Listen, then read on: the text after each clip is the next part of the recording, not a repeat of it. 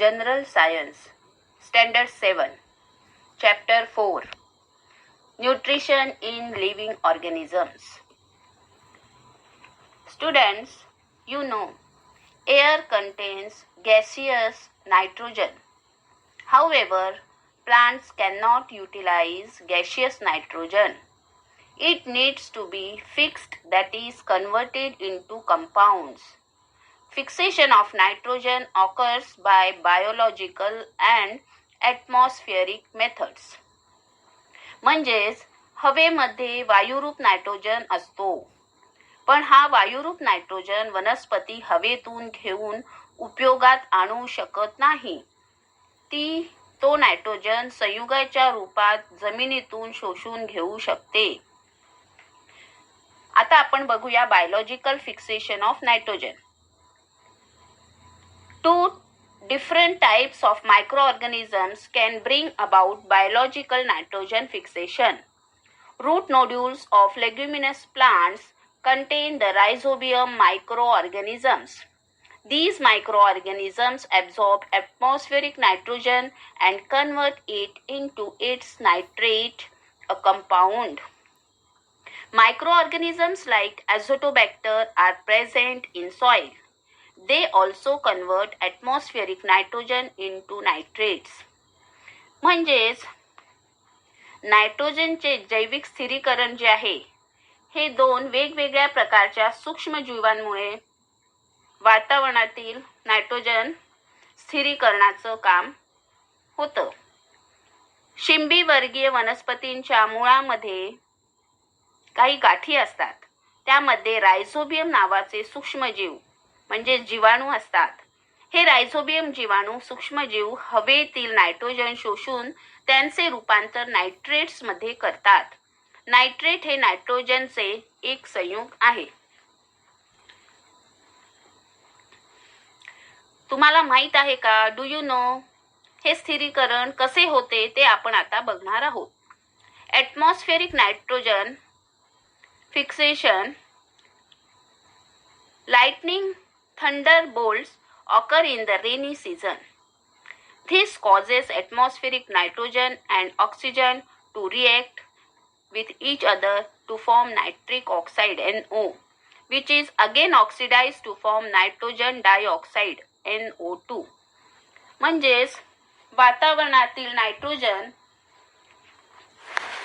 त्याचे स्थिरीकरण हे पावसाळ्यात विजा ज्यावेळी चमकतात त्यावेळी त्यांच्या कडाडण्यामुळे हवेतील नायट्रोजन आणि ऑक्सिजन यांच्यामध्ये अभिक्रिया होते आणि नायट्रिक आम्ल म्हणजेच HNO3 तयार होते.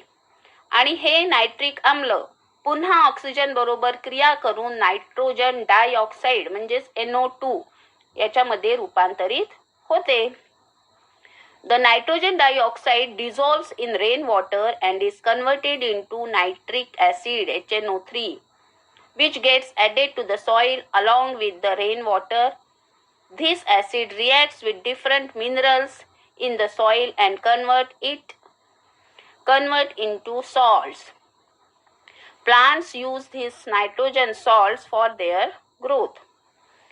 आता अशा पद्धतीने जे नायट्रोजन डायऑक्साईड पावसाच्या पाण्यात मिसळून त्याचे काय तयार होते? नायट्रिक आम्ल तयार होते. नायट्रिक आम्लाचं सूत्र आहे HNO3. आणि पावसाळ्याच्या पाण्याबरोबर ते नायट्रिक आम्ल जमिनीत येतं. जमिनीत हे नायट्रिक आम्ल जमिनीत असलेल्या वेगवेगळ्या खनिजांबरोबर अभिक्रिया करते आणि अशा पद्धतीने जमिनीमध्ये त्यापासून वेगवेगळे संयुग तयार होतात आणि मग ते तिथेच राहतात. हे जे संयुग तयार झालेले आहेत हेच वनस्पती शोषून घेतात ज्याच्यामध्ये नायट्रोजन असतं आणि अशा पद्धतीने ते जमिनीतल्या नायट्रोजनचा उपयोग त्यांच्या वाढीसाठी करतात. आता आपण बघणार आहोत symbiotic nutrition. In some cases, two or more than two different types of plants live together to fulfill their needs of nutrition, protection, support, etc. with each other's help. This type of nutrition is called symbiotic nutrition. आता symbiotic न्यूट्रिशनला मराठीत आपण म्हणतो सहजीवी पोषण. काही वेळेस 2 किंवा 2 पेक्षा जास्त वेगवेगळ्या प्रकारच्या वनस्पती एकमेकांच्या बरोबर जगतात आणि त्यांच्या पोषण, संरक्षण, आधार इत्यादींच्या गरजा एकमेकांच्या मदतीने पूर्ण करतात.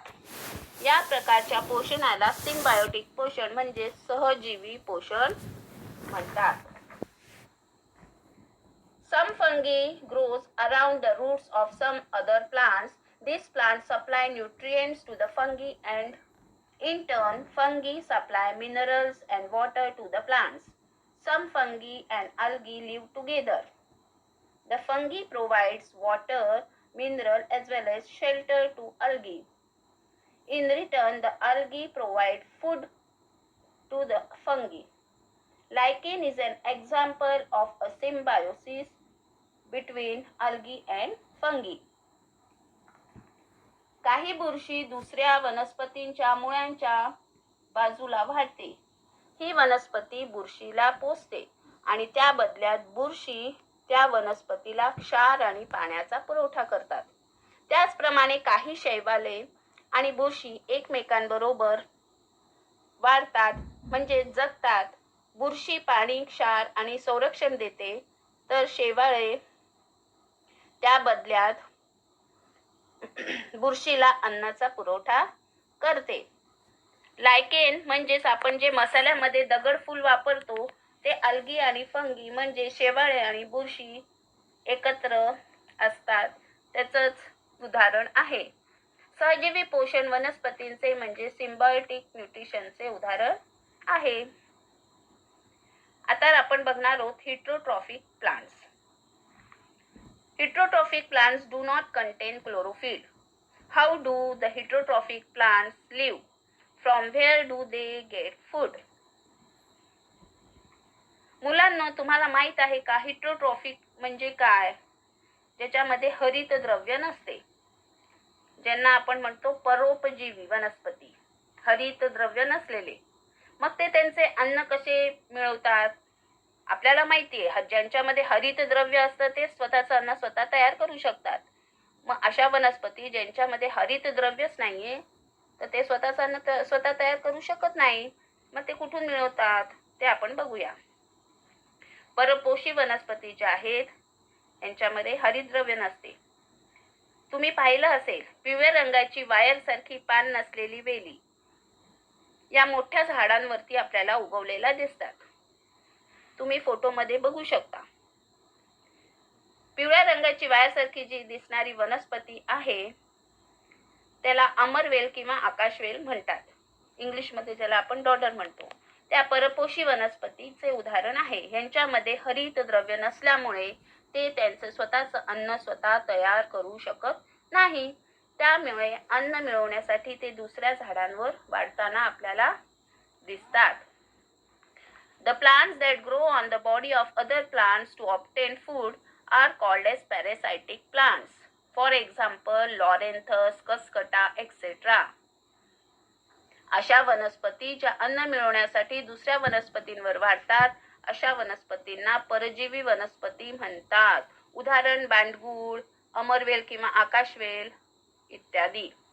Due to the absence of chlorophyll, the Cuscuta is completely dependent on the host plant. Hence, it is said to be a completely parasitic plant. You must have also noticed Loranthus that grows on trees. हरित द्रव्य नसल्यामुळे आकाशवेल पूर्णपणे यजमान वनस्पतींवरच अवलंबून असतो, म्हणून त्याला पूर्णपणे परजीवी वनस्पती म्हणतात. तुम्ही झाडांवर उगवलेले बांडगुळ पाहिलं असेलच. हे झाडांचे पोषण शोषून घेतात. इन्सेक्टिव्होरस प्लांट्स. आता आपण बघणार आहोत इन्सेक्टिव्होरस प्लांट्स म्हणजे कीटकभक्षी वनस्पती. We have seen how some plants feed upon insects to obtain nutrients. These insectivorous plants generally grow in soil or water deficient in nitrogen compounds. The plant body of the Drosera bernani has a flower-like appearance. It grows close to the ground. Its leaves are attractively pink or red in color, with hairs at the margin. Droplets of sticky substances found at the tips of the hairs attracts insects. This attracts insects. The scientist Johannes Burman identified this plant in Sri Lanka in 1737. Hence the plant is named after him. म्हणजे काही वनस्पती पोषणासाठी किंवा अन्नासाठी कीटकांवरती अवलंबून असतात. या कीटकभक्षी वनस्पती अशा मातीत किंवा पाण्यात उगवतात ज्यात नायट्रोजनची कमतरता असते. ड्रॉसेरा ही वनस्पती फुलासारखी दिसते. ही वनस्पती जमिनीलगत वाढते. त्याची पाने लाल किंवा गुलाबी रंगाने आकर्षकरित्या असतात. त्यामुळे ते कीटकांना आपल्याकडे आकर्षित करतात. त्यांच्या मार्जिनवर किंवा कडांवर केसांसारखे रोमके असतात आणि त्यावर दवबिंदू सारखे दिसणारे चिकट थेंब असतात. टोकांवर असतात हे चिकट थेंब कीटकांना त्यांच्याकडे आकर्षित करतात. ज्यावेळी कीटक त्याच्याकडे आकर्षित होतात त्यावेळी ते त्या झाडाला चिकटून बसतात आणि मग झाड त्यांना भक्षण करतात. जॉन्स बर्मन या शास्त्रज्ञाने ही वनस्पती श्रीलंकेमध्ये 1737 मध्ये सर्वात आधी ओळखली आणि शोधून काढली, म्हणून या वनस्पतीला त्यांचे नाव दिले गेले. आता आपण पुढचा जो प्लांटचा प्रकार बघणार आहोत तो आहे सॅप्रोफायटिक प्लांट्स, म्हणजे मृतोपजीवी वनस्पती. Plants which obtain the food from dead and decaying bodies of other organisms are called saprophytic plants. म्हणजे ज्या वनस्पती दुसऱ्या मृत आणि कुजलेल्या सडलेल्या जैव पदार्थांवर अन्न मिळवतात अशा वनस्पतींना मृतोपजीवी किंवा सॅप्रोफायटिक वनस्पती म्हणतात. Various types of fungi like mushrooms and yeast are saprophytes. Fungi secretes digestive enzymes on the dead remains to digest or break down the carbon compounds they contain. The resulting solution is absorbed to obtain nutrients.